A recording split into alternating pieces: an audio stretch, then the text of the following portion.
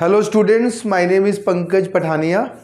और बच्चों, मैं आप लोगों के लिए आज जो टॉपिक लेके आया हूँ बहुत ही इंपॉर्टेंट है, that is Schrodinger time independent and time dependent wave equation.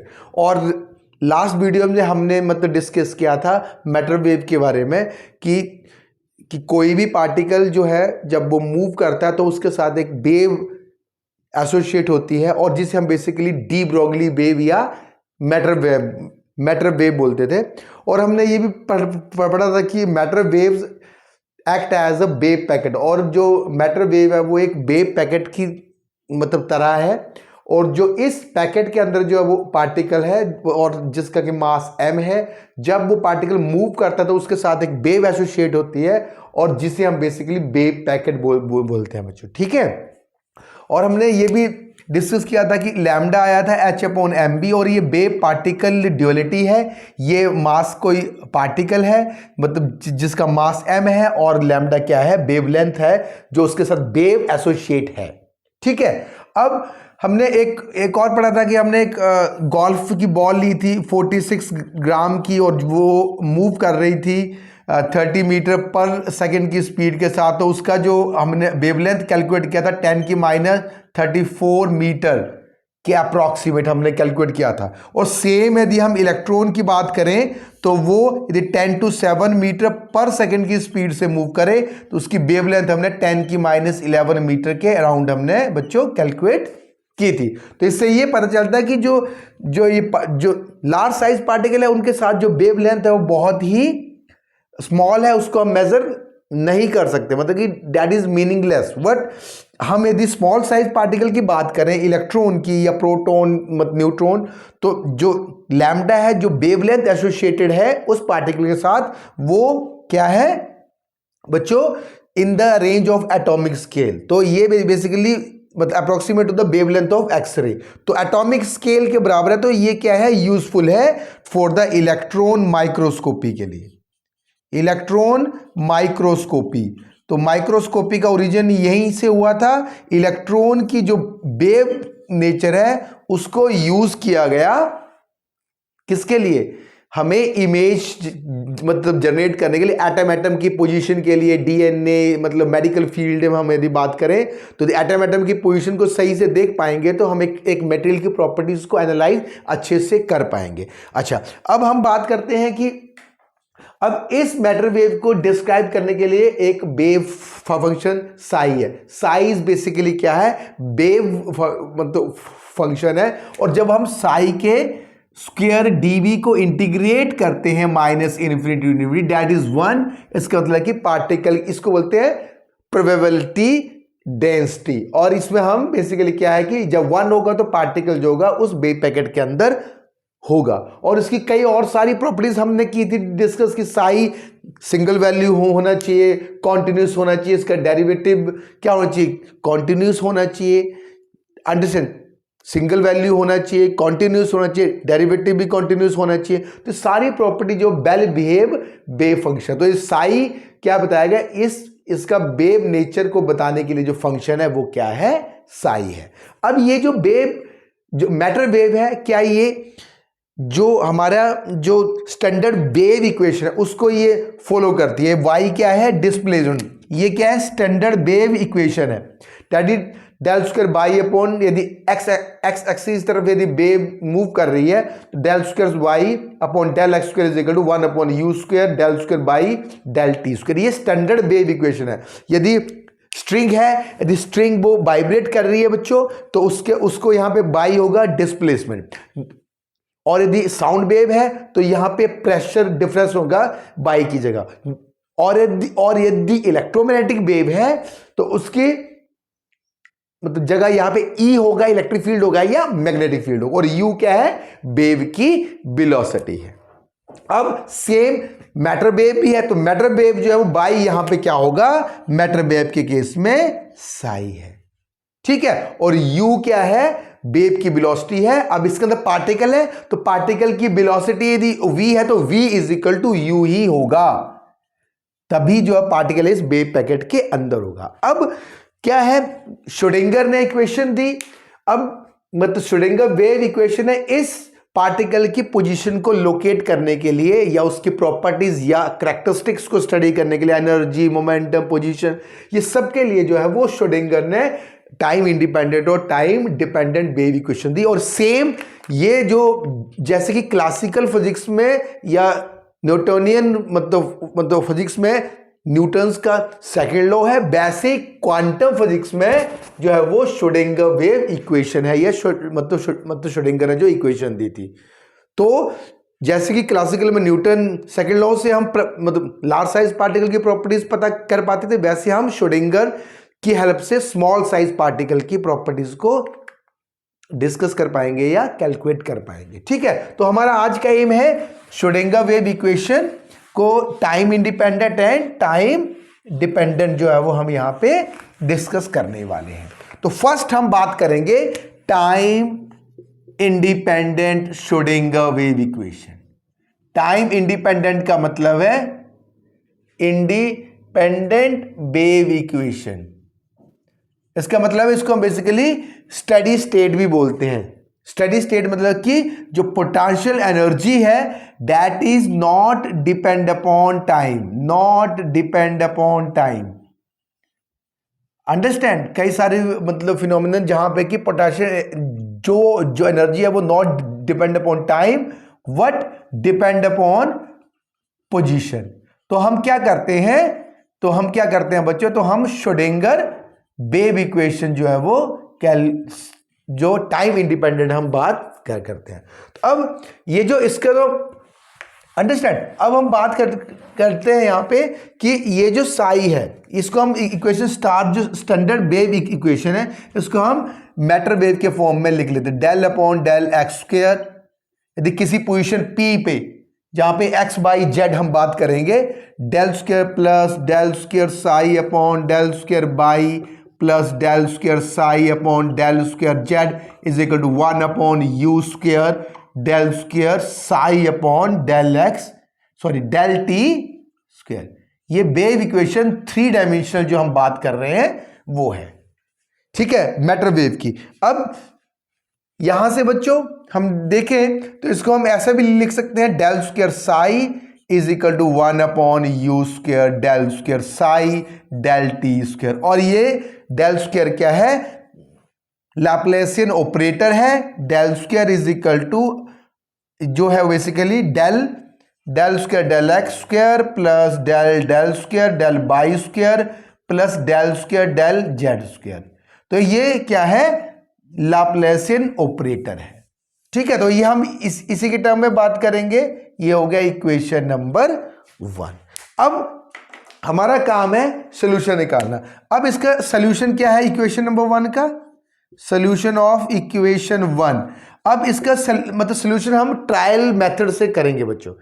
Gas, इसका ट्रायल मेथड क्या है कि जिससे कि हम इसका सोल्यूशन का गैस करेंगे, और उससे पहले हमें क्या पता होना चाहिए कि प्रॉपर्टी पता होना चाहिए उस वेव की प्रॉपर्टी। तो हमें ये पता है कि ये मैटर वेव जो है वो लगभग साइनसोइडली मतलब बिहेव करे, तो इसका सोल्यूशन हम गैस कर लेंगे, that is psi is equal to psi R E minus iota omega T, that is R and that is T.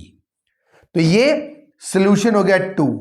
अब कैसे पता चला कि ये सही कि गलत, हमने इसको गैस किया, इसका बिहेवियर देख के फिर हमने इक्वेशन 1 में पुट किया। जब left hand side is equal to right hand side हो जाएगी तो जो हम बोलेंगे कि ये सोल्यूशन है। अब क्योंकि ये माइनस आयोटा है तो इसका मतलब कि साइन और कॉस की फॉर्म में है, और ये स्पेस पार्ट है और ये टाइम पार्ट है, और साई आर टी हम लिखेंगे, तो साई भी लिख देंगे, काम चल जाएगा। अंडरस्टूड है, ये आर और टी मतलब कि स्पेस और टाइम पे ये डिपेंड कर रहा है। अब हम क्या करेंगे, जो इक्वेशन 1 है उसको हम सॉल्व करने की कोशिश करेंगे। अब हम इक्वेशन 2 को डिफरेंशिएट करेंगे 2 time. Differentiate equation 2 with respect to time t 2 times करिए जरा बच्चे, उसको 2 टाइम्स करेंगे तो del psi upon del T is equal to क्या होगा, minus iota omega del psi del minus iota omega T psi, ये नॉट है यहाँ बच्चों, नोट है, इस यहाँ पे नोट में लिख देंगे। तो ये इसको हम यहाँ से आर भी लिख रहने दो या ऐसे रहने दो, आपकी मर्जी है, माइनस आयोटा ओमेगा टी।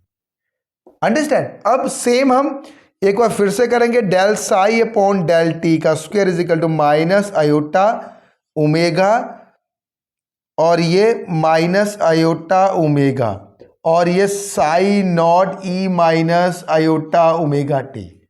ठीक है, तो अब इसमें क्या करेंगे, अब देखिए ये तो हो गया, ये इक्वेशन नंबर टू ही है, तो इसको हम यहां पे लिख लेंगे, del square psi upon del T square is equal to minus omega square, omega, ये टी यहां नहीं होगा बच्चों, माइनस आयोटा, यहां पे होगा ओमेगा स्क्वायर साई। ठीक है, यहां पे, और यहां पे यू स्क्वायर भी तो है बच्चों, 1, हाँ, तो ये हो गया ओमेगा स्क्वायर साई, यहां आ गया पूरे का पूरा। तो अब हम इसमें डेल स्क्वायर साई, अब इक्वेशन नंबर 1 में, ये हो गया इक्वेशन नंबर 3। अब इक्वेशन नंबर 3 को इक्वेशन नंबर 1 में पुट करिए। ये सोल्यूशन को याद रखिए, इक्वेशन नंबर 2 बाद में एक काम आएगी जब हम time dependent wave equation solve करेंगे। ठीक है, तो ये हमने कर लिया। इसके बाद अच्छा, अब equation number 1, put equation 3 in 1, तो पुट कर लिया तो क्या होगा, del square psi is equal to minus omega square upon you square psi आ गया। अब हमारे पास, हमें पता ओमेगा कितना है, एंगुलर फ्रीक्वेंसी 2 पाई न्यू, और यहां से हम 2 पाई, और u कितना है, वेलोसिटी है, और lambda, velocity upon lambda is frequency, तो 2 पाई और u ये हो गया, और लैम्डा हो गया हमारे पास h अपॉन, लैम्डा क्या है, मैटर वेव का, h अपॉन एम बी, तो यहां से हमारे पास h अपॉन एम वी।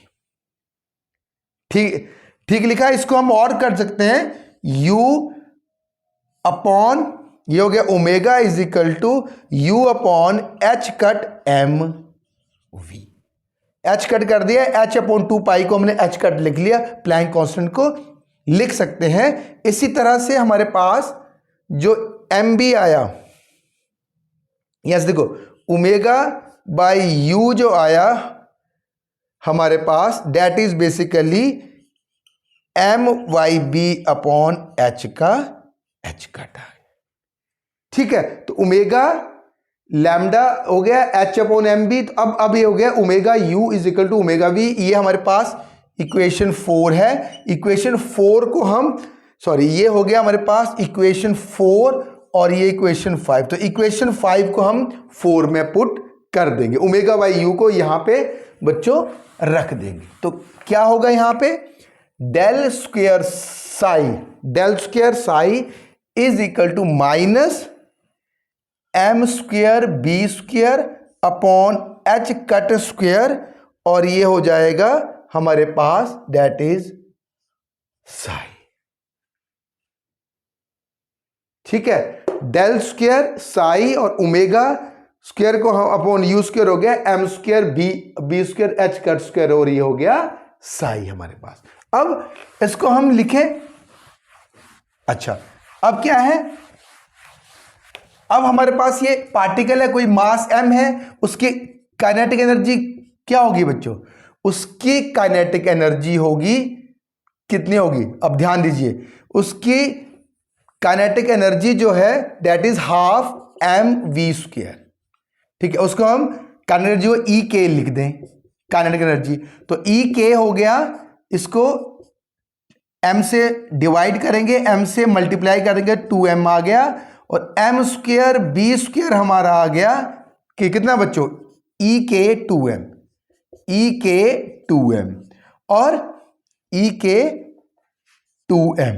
अब इसको हम पुट करेंगे, और टोटल एनर्जी होती है kinetic energy plus potential energy. अब यहां से हम ई के को लिख देंगे, ई टोटल एनर्जी माइनस वी, तो यहां से हमारे पास टोटल, ध्यान दीजिए, तो ये del square psi is equal to minus M square B square को क्या लिखे बच्चों, 2m(e)k m square b square को हम लिखें, ये m स्क्वायर b स्क्वायर लिखे 2e(k) upon h cut square Sai.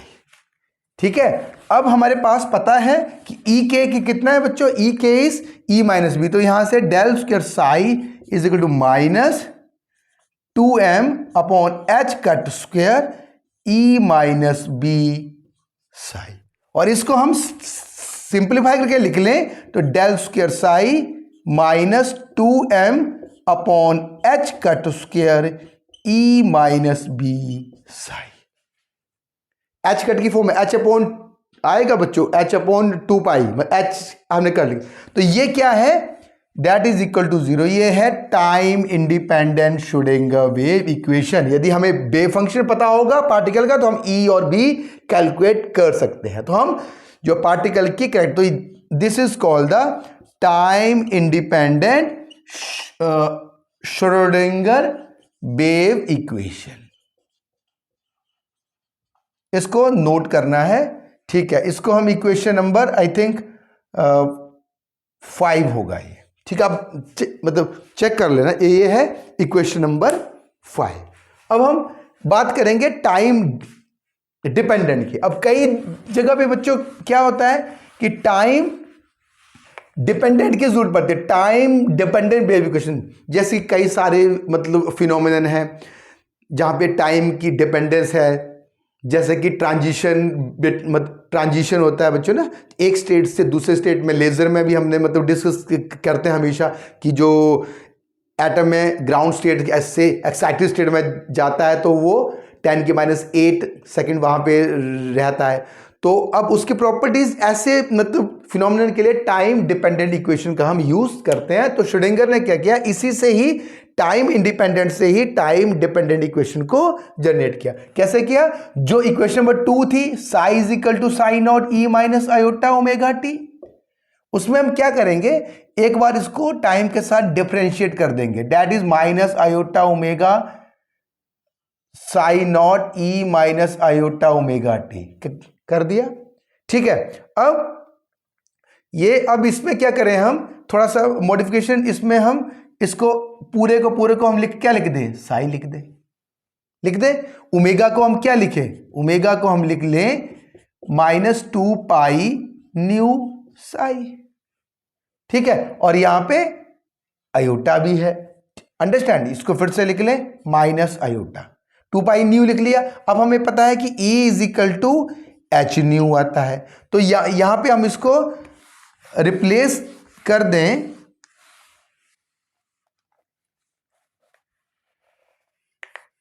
इसको हम रिप्लेस कर दें, हमें माइनस था ना बच्चों, तो ये श्रोडिंगर टाइम इंडिपेंडेंट जो इक्वेशन थी हमारे पास, वो बेसिकली क्या थी, डेल स्क्वायर साई माइनस उस तरफ से आया था राइट, तो प्लस कितना था ये, that is 2m upon h cut square e minus B. ये थोड़ा सा हम जब यहाँ पे माइनस था ना, minus omega square upon you, जब हम इस तरफ ले आए तो यहाँ पे ये प्लस हो गया। तो ये है बेसिकली इक्वेशन 5। ये ध्यान रखना है, माइनस प्लस में गलती हो सकती है। ठीक है, तो प्लस, तो इसी से हम अब क्या करेंगे, ये है इक्वेशन 5। हम यहां से हम आए तो del psi upon del T, और ये माइनस आयोटा 2 पाई को लिख ले, और न्यू को हम क्या लिख दें, E is equal to H nu, तो न्यू को लिख लेंगे E बाई एच साई आ जाएगा। ठीक है, तो यहां से del psi upon del T is equal to minus iota 2 pi, इसको हम E बाई एच कट, इसको एच कट लिख सकते हैं ना, H upon 2 pi H cut हो गया। ठीक है, अब हम क्या करें इसको कि अब यहां से एक बार आई से डिवाइड कर दो, आई से मल्टी, ताकि इस माइनस का भी झंझट जो है वो क्या हो जाए, खत्म हो जाए। तो यहां से ये कितना होगा, जब आयोटा से डिवाइड और मल्टीप्लाई करेंगे तो del psi upon del T is equal to e by iota h cut psi आ जाएगा। ठीक है, यहां से बच्चों ई साई जो है that is equal to iota h cut del psi upon del t आ गया, ठीक है। और ये जो है this is basically energy operator. ध्यान रखना कि ये ऑपरेटर की हम बात करते हैं जैसे वैसे कि मोमेंटम ऑपरेटर भी, यदि साई कोई हमें मिले, बे फंक्शन हमें पता चल जाए, यहां पुट कर दे तो हमें उस सिस्टम की एनर्जी हमें मिल जाएगी। अंडरस्टैंड। तो ये हो गया ई साई। अब इस पे हम बात करें, ये इक्वेशन नंबर 6 हो गया। अब इक्वेशन नंबर 6 में इस फॉर्म में है यहाँ पे ई साई, तो हम इस ई साई को इसके साथ रिप्लेस कर देंगे, ठीक है। तो हमारे पास पहले इसको देख लें, एच स्क्वायर एच, इसको कर दे एच स्क्वायर अपॉन 2m, इसको ऐसे पहले इसको अच्छे से लिख लें, plus E psi minus B psi is equal to 0। तो माइनस नहीं आएगा, यहां पे इस तरह से कर ले। अब इसको उस तरफ ले जाए तो e psi is equal to, e psi is equal to, यहां पे देखिए, तो ये minus H square by 2m, और ये हमारे पास एच स्क्वायर भी है और डेल स्क्वायर भी है, डेल स्क्वायर साई। तो ये minus H cut square 2m del square psi plus b psi is equal to e psi, ठीक है। इसको हम अच्छे से ऐसे लिख सकते हैं, ठीक है। अब ई साई की जगह हमें पुट करना है इक्वेशन नंबर 6, तो यहां से minus H cut square 2m del square plus V, ये हो गया psi is equal to I H cut del psi by del T. तो ये क्या है, time dependent Schrodinger wave equation है। ध्यान रखिए यहां पे साई जो है यहां पे टाइम वाला कॉन्सेप्ट आ गया, तो this is called the time dependent Schrodinger wave equation, ठीक है। तो ये आ गया। अब इसको और फॉर्म में इसको हम ऐसे लिखते हैं, h psi is equal to iota e psi, इसको हम ऐसा भी लिख सकते हैं। ये क्या एच है, हैमिल्टनियन ऑपरेटर है, और ये वाला जो है वो एनर्जी का ऑपरेटर है। This is Hamiltonian operator psi and this is e psi. तो इसको भी हम Schrödinger time dependent equation generalise form में हम इसको लिख सकते हैं। तो ये बहुत ही इंपॉर्टेंट है इसको समझना। अब यदि हम बात करें कि नेक्स्ट जो हमारा जो टॉपिक होगा वो होगा कि application of this time independent मतलब श्रोडिंगर वेव इक्वेशन, और हम पढ़ेंगे कि पार्टिकल एक बॉक्स के अंदर है, उसकी एनर्जी स्टेट्स कैसे हम कैलकुलेट करेंगे और उसका वेव फंक्शन कैसे कैलकुलेट करेंगे, क्योंकि पार्टिकल है उसके साथ वेव होगा, तो वेव फंक्शन हम कैलकुलेट करेंगे और एनर्जी मतलब कि आइगन वैल्यू और आइगन फंक्शन एक पार्टिकल जो है वो इन्फिनाइट बॉक्स के अंदर होगा। तो मुझे उम्मीद करता हूं कि आपको बच्चों समझ आया होगा, और मतलब मैं उम्मीद करता हूं यदि कोई भी सजेशन होगी कमेंट बॉक्स में आप प्लीज़ डाल दीजिए, और एक हमारे चैनल को प्लीज़ सब्सक्राइब कर लीजिए। Thank you very much.